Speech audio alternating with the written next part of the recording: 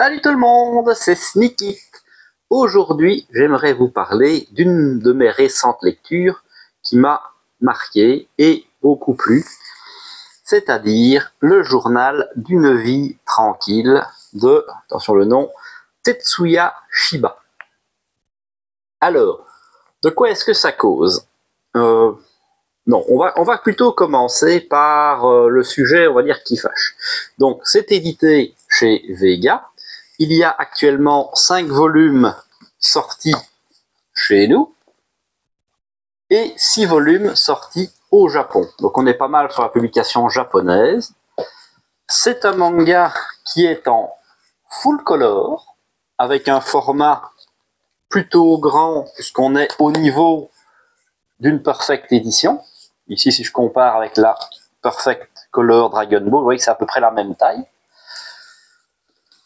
Par contre, ce qui pique un petit peu, c'est que le premier tome, il est à 11 € pour attirer le chaland, alors que les suivants sont quand même à 16 €. C'est quand même un budget. Au moins comme ça, vous êtes prévenus. Donc, le journal d'une vie tranquille, c'est ni plus ni moins que la biographie donc de ce monsieur, Tetsuya Shiba, qui est mangaka et que vous connaîtrez peut-être pour son œuvre la plus célèbre chez nous, qui n'est autre que Ashita no Jo. Là où c'est très intéressant, je pense, c'est qu'on est sur quelque chose... c'est dur à formuler, vous m'excuserez, je n'ai pas forcément les bons mots, mais je pense que le titre en lui-même, Journal d'une vie tranquille, est à la fois piégeux et réaliste. Puisque c'est vrai que maintenant, cette personne-là a plus de 80 ans. D'ailleurs, il se représente souvent, vous voyez ici, donc voilà, le petit personnage ici, un peu chauve et rondouillet, c'est lui, là, il continue à travailler. Alors, je pense qu'il a 82 ans dans le tome 5, puisque c'est vraiment ses mémoires.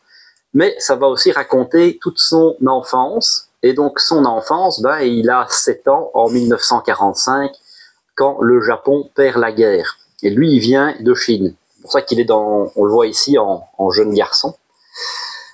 Et franchement, c'est assez difficile comme récit. C'est ça qui est paradoxal.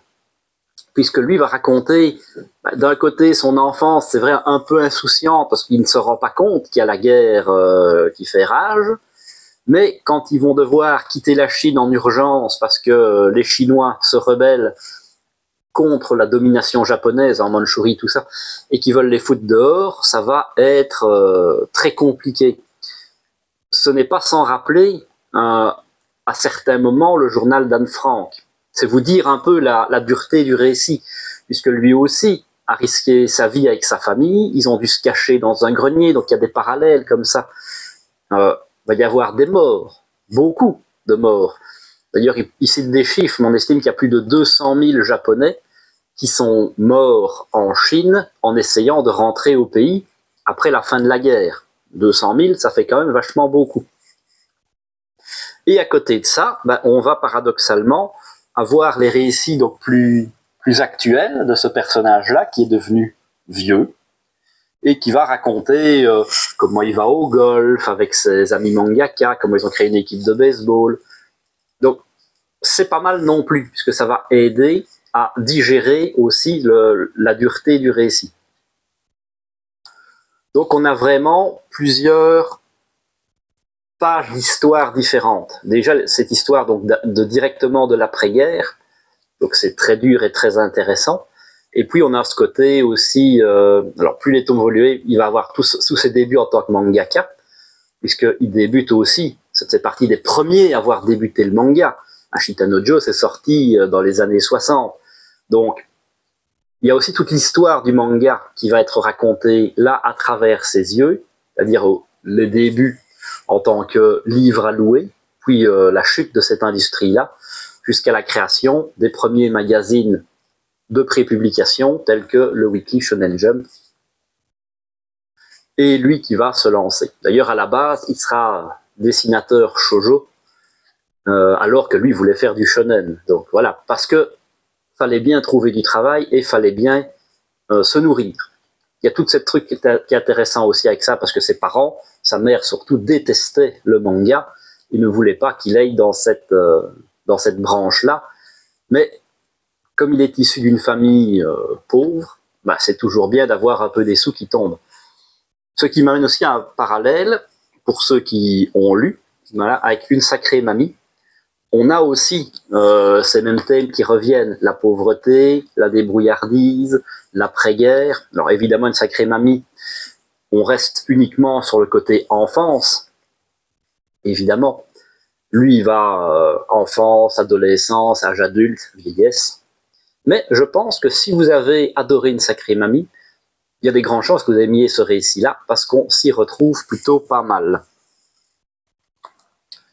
Voilà, ici on le voit toujours enfant revenu au Japon, la découverte des mangas, ses débuts en tant que mangaka, son travail un peu plus confirmé, et ici on est plutôt en mode vie de famille, puisque là il a des enfants.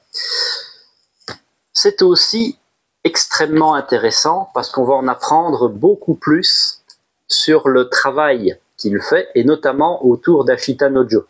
Alors, je vous le dis tout de suite, le tome 5, ici, d'ailleurs ça se voit, il y a un gros appel du pied ici, spoil beaucoup du début du récit d'Ashita Nojo. Donc si vous ne l'avez pas lu, peut-être vous arrêtez à 4 tomes. Pour ma part, je l'avais déjà lu dans une présente vidéo, j'avais mis la série en pause. J'avais lu le tome 1, je l'avais acheté, mais je m'étais arrêté parce que je savais la fin. J'avais été spoilé dans une vidéo qui n'avait même rien à voir avec le manga, donc ça m'avait plutôt énervé. Mais le fait d'avoir lu ça, et d'avoir eu une analyse plus profonde et une vision plus nouvelle, m'a replongé dans cette œuvre-là. Pour l'instant, bah, j'ai enchaîné 5-6 volumes, et c'est vrai que bah, ma vision du manga a changé. Elle est beaucoup plus intéressante, et surtout, bah, on a toute l'analyse qui va derrière, parce que c'est très bien de dessiner un manga, mais si je prends le cas de One Piece, je doute très fort qu'Eiichiro Oda ait déjà été un pirate dans sa vie. Peut-être dans une vie antérieure, ça on ne sait pas. Alors que lui, ce qu'il va décrire ici, c'est ce qu'il a vu de ses yeux. C'est-à-dire que tout ce contexte autour de Joe Yabuki, qui est un enfant abandonné, qui arrive dans cet univers des Doya, ce qu'on pourrait peut-être qualifier aujourd'hui un peu de bidonville, dans un Japon qui est très très pauvre et où les gens se débrouillent comme ils peuvent pour subsister, ben, l'auteur l'a vu. Et donc ça donne une profondeur au récit et on comprend d'où vient tout le travail qu'il a fait. Donc vraiment une grosse régalade. Hop là.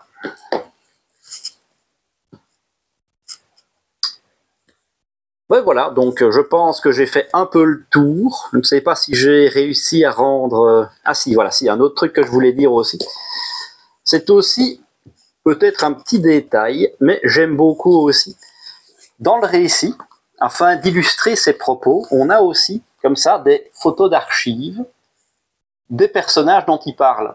Donc on va avoir des photos de lui quand il est jeune, avec ses frères, des photos de quand ils sont rentrés au Japon, et comme ça de tout plein de personnages qu'il a vus. On va aussi voir plein d'autres mangaka, l'auteur de Golgo 13, l'auteur de Albator, puisque c'est ses amis. C'est ça, c'est très rigolo. Des petits détails qui nous sont un peu plus proches. Puis il a parlé de la fois où il a pris le Concorde, avec les du Matsumoto, justement. Donc très intéressant. Et donc le fait d'avoir comme ça des petites photos, ben, je trouve que ça rentre encore plus dans le récit, dans la réalité. C'est vraiment pour montrer, voilà, ça, c'est moi, c'est lui. Donc, si vous aimez le côté bibliographie, ben, c'est très bien, puisque c'est vraiment de l'histoire pure et dure, il n'y a pas d'invention, c'est sa vie. Si vous aimez le manga en lui-même, ben, c'est très intéressant aussi, là, c'est quand même l'histoire d'un mangaka, et pas un petit, puisque Ashita Nojo, c'est quand même un manga légendaire. C'est pas pour rien si dans la collection vintage de chez Glénat. Il n'est pas terrible, soit dit en passant, mais au moins on l'a, c'est déjà pas mal. Voilà. Et en plus, là je ne l'avais pas encore dit, mais ça se lit très facilement. Si vous n'avez pas forcément beaucoup de temps de lecture, c'est des petites... en fait, chaque histoire, c'est des petites histoires en 4 pages. Avec parfois des suites, hein, 4 pages, puis partie 1, 4 pages partie 2, 4 pages partie 3. Donc des fois ça va un peu se suivre, mais pas toujours. Ce qui va permettre à l'auteur de passer du coq à l'âne, donc de faire jeunesse, présent, parle du Covid aussi, hein, donc très axé dans la réalité, oui, c'est très récent. Mais surtout, c'est un format qui permet au mangaka, et il explique d'ailleurs dès le début, de continuer à travailler. Ce qui est très japonais, hein, le japonais n'aime pas s'arrêter de travailler, et même quand il a sa pension, une de ses priorités en général, c'est de retrouver un travail pour petit vieux. C'est le cas, là il a un rythme léger, donc il fait 4 pages, et voilà, il a fait son travail. Et c'est pas mal. Souhaitons que cette personne puisse continuer encore longtemps, comme ça, d'avoir la force de faire du manga. En tout cas, respect à lui, parce que à 82 ans et avec des soucis de santé, il arrive quand même encore à continuer à dessiner. Rien que ça, je trouve ça incroyable. Mais voilà, ce n'est pas à mettre en toutes les mains, évidemment. Alors ici, on est sur un manga pour public mature, pour public adulte. Le coût n'est pas négligeable. J'en ai parlé au tout début pour être sûr que vous ayez bien compris de quoi on allait causer. Mais ça reste de la couleur. Voilà. Dès qu'il y a de la couleur dans un manga, évidemment, ça fait monter les prix. La preuve, la BD franco-belge, dès qu'on met, c'est de la couleur, et en dessous de 10 €, on trouve rarement quelque chose de toute façon. Donc voilà, je ne sais pas si j'ai suffisamment bien parlé pour rendre hommage à cette œuvre-là. Si je vous en ai donné envie, au moins d'aller le découvrir, ne serait-ce que par curiosité, ou de le feuilleter un petit peu en librairie, ce sera déjà pas mal. Et voilà, c'est tout le but du jeu. Ça fera une petite vidéo un peu plus courte que ce que j'ai l'habitude de vous offrir, mais j'avais vraiment envie d'en parler et de prendre le temps de me consacrer sur cette œuvre-là, parce que ça m'a vraiment touché. Si ça vous a plu, le classique, le petit pouce bleu, ça fait toujours plaisir. N'hésitez pas aussi à vous abonner pour ne pas manquer les prochaines vidéos. Et bien entendu, donnez-moi votre avis dans les commentaires. Est-ce que c'est quelque chose qui vous intéresse? Est-ce que vous n'en avez strictement rien à foutre? Est-ce que vous êtes freiné par le prix? Ou est-ce que vous allez aller, grâce à moi, l'acheter? On ne sait jamais, peut-être que ça fera plaisir à Monsieur Vega. Et en attendant une prochaine vidéo, moi je vous dis à la prochaine!